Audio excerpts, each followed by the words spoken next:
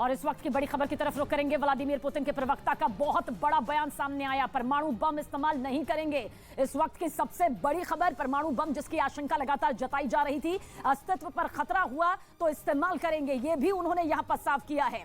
इस वक्त की सबसे बड़ी खबर है, व्लादिमीर पुतिन के प्रवक्ता का यह बहुत बड़ा बयान सामने आया है कि परमाणु बम का इस्तेमाल यूक्रेन के खिलाफ यहां पर नहीं किया जाएगा। परमाणु बम पर अभी कोई कुछ नहीं सोच रहा है, यानी कि रूस इस तरफ कोई विचार नहीं कर रहा कि यूक्रेन पर परमाणु बम से हमला किया जाए। लेकिन अगर रूस के अस्तित्व, उसके वजूद पर, उसकी सुरक्षा पर किसी तरह का खतरा आया तो फिर सोचा जा सकता है। परमाणु बम जिसकी आशंका बार बार अब तक कई देश जता चुके हैं, खासतौर से अमेरिका ने भी कहा कि परमाणु बम का इस्तेमाल यहां पर रूस कर सकता है। यूक्रेन ने भी यह कहा कि परमाणु बम से हमला करने की तैयारी रूस की तरफ से की जा रही है। खारिज कई बार यहां पर किया गया, लेकिन रूस भी जानता है कि परमाणु बम का इस्तेमाल हुआ तो कितना बड़ा नुकसान कई पीढ़ियों को यहां पर भुगतना पड़ सकता है। और अगर अस्तित्व पर खतरा हुआ, यानी कि रूस की सुरक्षा, उसके वजूद पर खतरा हुआ, तो फिर इस्तेमाल किया जा सकता है। व्लादिमीर पुतिन के प्रवक्ता का यह बहुत बड़ा बयान है, क्योंकि आशंका लगातार यही जताई जा रही थी कि परमाणु बम का इस्तेमाल हुआ तो कितनी बड़ी बर्बादी और तबाही यहां पर देखने को मिलेगी।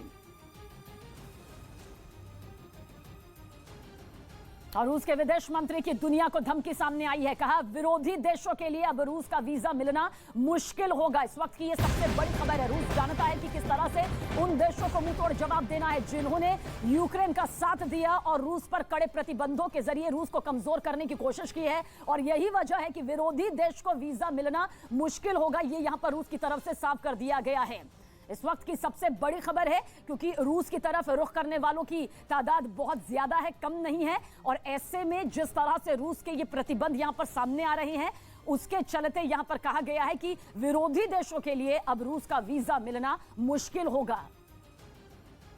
रूस के हमले के बाद यूक्रेन के निकोलेव में बारूदी सुरंगों की तलाश तेज कर दी गई। वहां इस काम में विस्फोटकों को ढूंढने वाली विशेषज्ञों की एक टीम लगाई गई और इसी टीम के कुछ सदस्य एक खुले मैदान में पहुंचे, जहां वो अपने उपकरणों के साथ बारूदी सुरंगें तलाशते नजर आए, ताकि इनसे आम लोगों और सेना के जवानों को नुकसान न पहुंचे। अब तक ये टीम दूसरे विश्व युद्ध से जुड़े पुराने बमों और उपकरणों को ढूंढकर नष्ट करने का काम करती थी। लेकिन पुतिन की सेना के हमले के बाद ये टीम रूसी बमों और रॉकेटों को भी ढूंढने में जुट गई। विस्फोटक ढूंढने वाली इस टीम का काम इसलिए काफी अहम है क्योंकि युद्ध के बावजूद कई लोग अब भी इस इलाके में टिके हुए हैं, जो रोजमर्रा की चीजों के लिए अक्सर अपने घरों से बाहर निकलते हैं। ये लोग रूसी विस्फोटकों की चपेट में ना आए, यही इस टीम की कोशिश है। यूक्रेन ने पुतिन की फौज को युद्ध में भारी नुकसान पहुंचाने का दावा किया। राजधानी कीव के उत्तर पश्चिम के एक इलाके में दोनों देशों के सैनिकों के बीच हुई गोलीबारी के बाद का एक वीडियो भी सामने आया, जिसमें कई टैंक पूरी तरह से तबाह दिखाई दिए। दावा किया गया कि ये टैंक रूसी सेना के थे और यूक्रेन ने अपने हमले से इन्हें ध्वस्त किया था। यही नहीं, कई रूसी सैनिकों को मार गिराने की बात भी कही गई। हमले के बाद सामने आई तस्वीरों में कई इमारतें तबाह नजर आईं। हमले इतने जोरदार थे कि कुछ घरों की छतें भी जल गईं। एक गैस स्टेशन भी पूरी तरह से बर्बाद दिखा।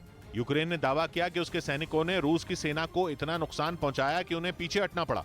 यही नहीं, यूक्रेन ने गोलाबारी वाले इलाके को अपने नियंत्रण में लेने की बात भी कही। कब्जे के बाद यूक्रेन का एक जवान इलाके में गश्त करता दिखाई